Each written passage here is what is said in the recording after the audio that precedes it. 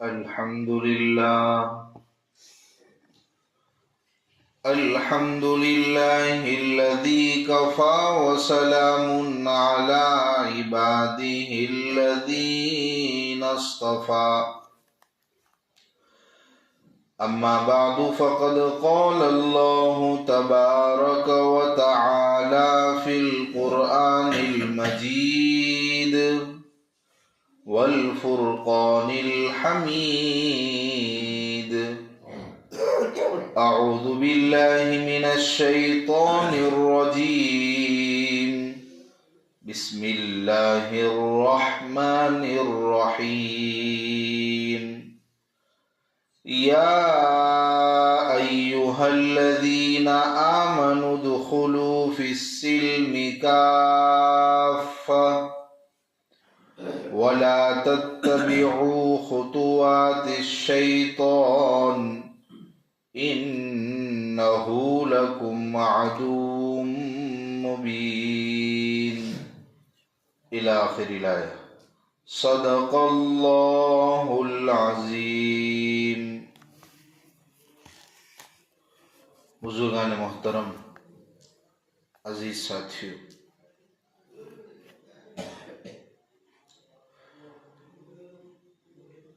سورہ بقرہ کی تفسیر کا سلسلہ چل رہا ہے. اس آیت مبارکہ کے اندر اللہ تعالیٰ نے فرمایا کہ اے ایمان والو، اسلام میں پورے داخل ہو جاؤ. اسلام صرف ایک مذہب کا نام نہیں ہے، بلکہ یہ ایک نظام حیات ہے.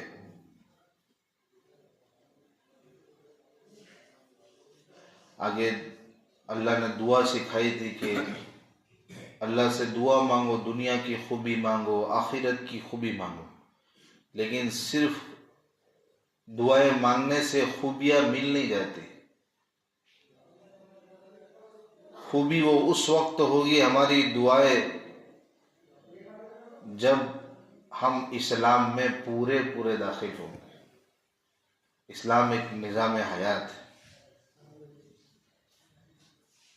عبادات کا دین یہ بھی اسلام ہے، اخلاقیات یہ بھی اسلام ہے، معاشرت یہ بھی اسلام ہے، سیاست یہ بھی اسلام ہے، طرز حکومت یہ بھی اسلام سکھاتا ہے. غرض یہ کہ زندگی کے ہر شعبے میں کوئی ایسا شعبہ خالی نہیں ہے جس شعبے میں اسلام کی رہنمائی نہ ہو. تو انسان اپنے آپ کو پورا کا پورا اسلام میں ڈھالے. ہر شعبے میں مسلمان کوشش کرے کہ میں اسلام میں اس شعبے میں بھی کوڑا نہ رہوں، ہر شعبے میں میں مکمل بنوں، پورا مسلمان بنوں. اس لیے کہ آدھا عمل کرنا، آدھا عمل نہ کرنا، یہ تو شیطان کی پیروی ہے. ہمیں پورے اسلام میں داخل ہونے کا مکلف بنایا گیا ہے، پابند بنایا گیا ہے.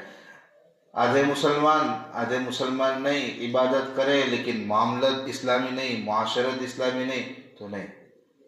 یہ تو شیطان کی پیروی ہے. شیطان نے جب خدا تعالیٰ کے احکام کی تعمیل نہیں کی، انکار کیا، تو اللہ نے اس کو راندہ درگاہ کیا. تو شیطان کے نقش قدم پر چل کر اگر ہم بھی اللہ کے بعض احکام کو مانیں گے، بعض احکام کو نہیں مانیں گے، جو آسانی والے اعمال ہے اس کو ہم کریں گے، اور جو ہمارے طبیعت پر بوجھ پڑتے ہم اس کو چھوڑ دیں گے، تو یہ تو نفس کی پیروی ہوئی، شیطان کی پیروی ہوئی، جس کے بارے میں قرآن کہتا ہے کہ یہ ہمارے بہت بڑے دشمن ہیں. انہ لکم عدو مبین. شیطان تو تمہارا کھلا ہوا دشمن ہے، اس کی دشمنی کوئی ڈھکی چھپی نہیں ہے. اس لیے اسلام کے ہر شعبے میں اپنے آپ کو داخل کرنا، اپنی زندگی کو نمونہ بنانا. صحابہ کی زندگی ہمارے سامنے ہے. وہ ہر میدان میں شہسوار ہوتے تھے. ان کی عبادت مثالی، ان کی ریاضت مثالی، ان کے مجاہدات وہ ہر اعتبار سے کامل اور مکمل تھے۔ ہم ایٹ لیسٹ کوشش کریں کہ ہم اسلام کے ہر شعبے میں آگے بڑھے، ایمانیات میں بھی آگے بڑھے، عبادات میں بھی آگے بڑھے، اخلاقیات میں بھی آگے بڑھے۔ اسلام نے ہمیں کہیں کورا نہیں چھوڑا، کہیں یتیم نہیں چھوڑا۔ ہمارے نبی ہمیں ہر چیز سکھا کر گئے۔ دوسری آیت مبارکہ میں فرمایا فَإِن زَلَلْتُم مِّن بَعْدِ مَا جَاءَتْكُمُ الْبَيِّنَاتُ، اسلام واضح طور پر ہمارے سامنے آ چکا ہے کہ کیا اسلام کا حکم ہے، کیا اللہ کا فرمان ہے، کیا نبی کا طریقہ ہے۔ ہر کچھ اللہ نے قرآن اور حدیث کے ذریعے صاف اور شفاف طریقے پر ہمارے سامنے رکھ دیا ہے، ہمارے سامنے ہے۔ لیکن اس کے باوجود بھی تم پھسل جاؤ۔ کتنی مسلمانوں کی بدعملی کی بہترین تعبیر اللہ نے بتائی کہ پہنچنے کے بعد، دین جاننے کے بعد، پہنچنے کے بعد انسان پھسل جاوے، بے عمل ہو جاوے۔ تو ایسے بے عمل مسلمان کو اللہ متنبہ کر رہے ہیں، انتباہ کر رہے ہیں کہ اگر تمہارے پاس دلائل آ چکنے کے بعد تم پھسل گئے، فَعْلَمُوا، تو جان لو، اللہ ڈرا رہے ہیں کہ جان لو، تنبیہ کر رہے ہیں۔ اللہ زبردست ہے، اللہ حکیم ہے، اللہ سزا دینے پر قادر ہے، جو چاہے سزا دے سکتا ہے اللہ ہماری بدعملی کی، لیکن اللہ حکیم ہے، اللہ مناسب سزا دیتا ہے۔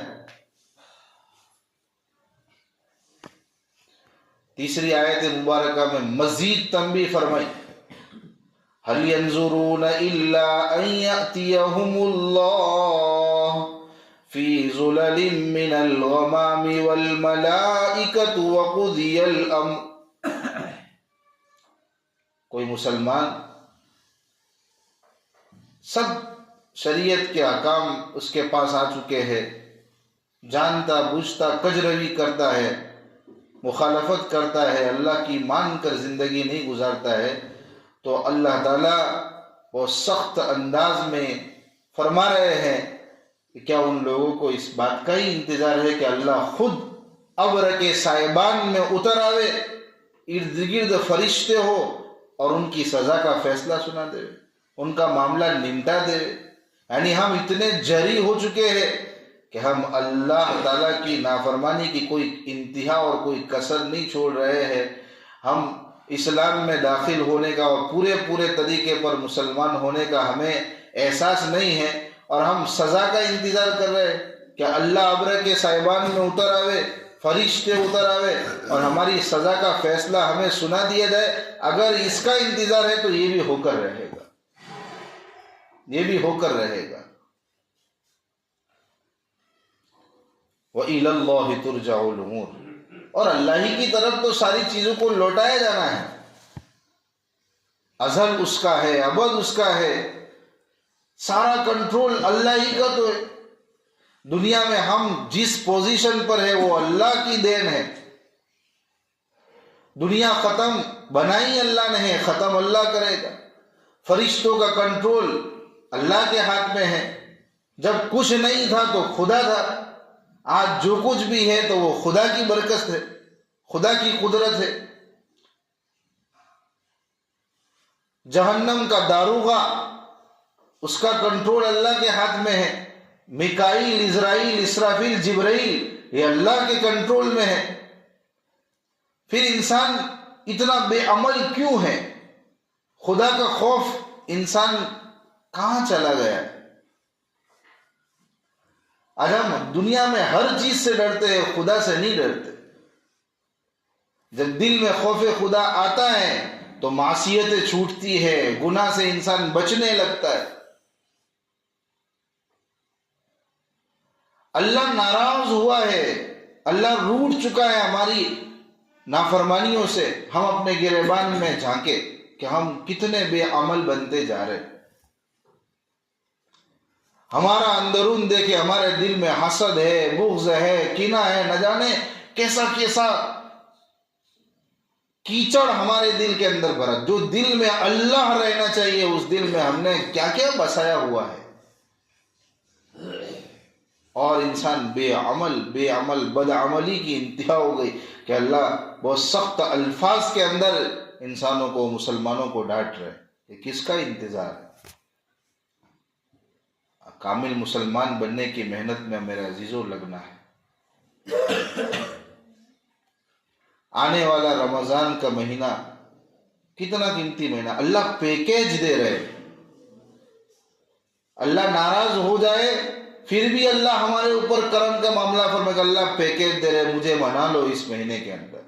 اس مہینے سے پہلے ایک رات آنے والی ہے، اس مہینے کے کچھ ہی دنوں میں، جس کو شب برات بولتے ہیں۔ کتنی قیمتی رات ہے، کتنی قیمتی رات ہے، کتنی مبارک رات ہے، لیکن کتنی شب برات ہمیں میسر ہوئی، نصیب ہوئی، ہم نے ان کی کیا قدر کی۔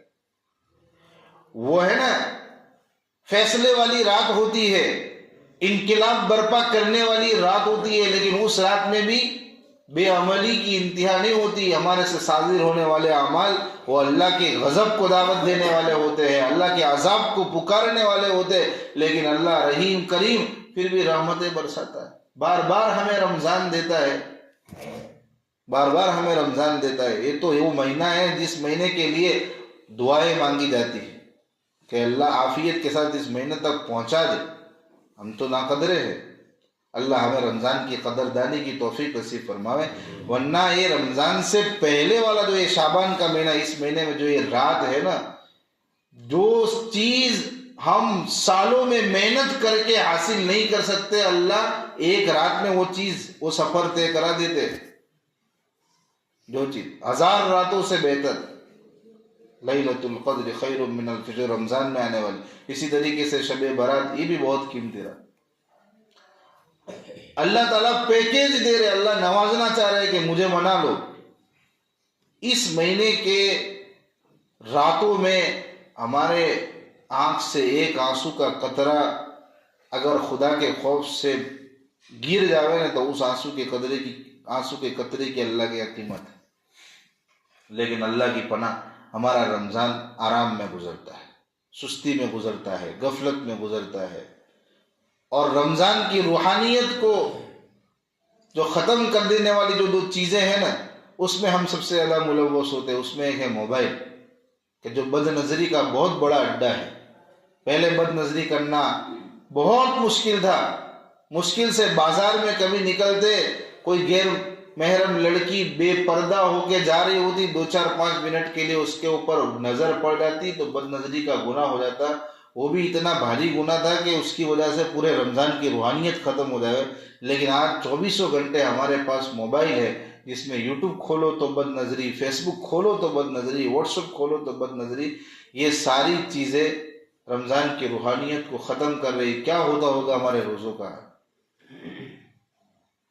رمضان میں کرنے والے اعمال میں لگنا چاہیے۔ قرآن کا مہینہ ہے، قرآن کی تلاوت میں تراویح شوق سے پڑھنی چاہیے۔ آج رمضان کی حالت بدل گئی، تھوڑا موضوع میرا الگ ہے، لیکن وہ اس تعلق سے ہے کیونکہ اعمال، آج امت ملت اس کا رونا رو رہی ہے کہ مسلمانوں پر حالات ہے۔ حالانکہ اللہ کا وعدہ ہے انتم الاعلون ان کنتم مومنین، اگر تم ایمان والے ہو تو تم ہی سر بلند رہو گے۔ لیکن آج معاملہ الٹا ہے کہ ملت اسلامیہ شرمسار ہے، اس پر ظلم ہو رہا ہے، پستیوں میں ہے۔ تو اس بات کو تو انسان لوگ دیکھ رہے ہیں، لیکن ملت اس کے اعمال کی طرف نظر نہیں ہے کہ ملت کتنی بد عمل ہو چکی ہے اس کے اعمال کہ رمضان کا مہینہ ہے، پاؤ پارا پڑھنا بوجھ ہو گیا۔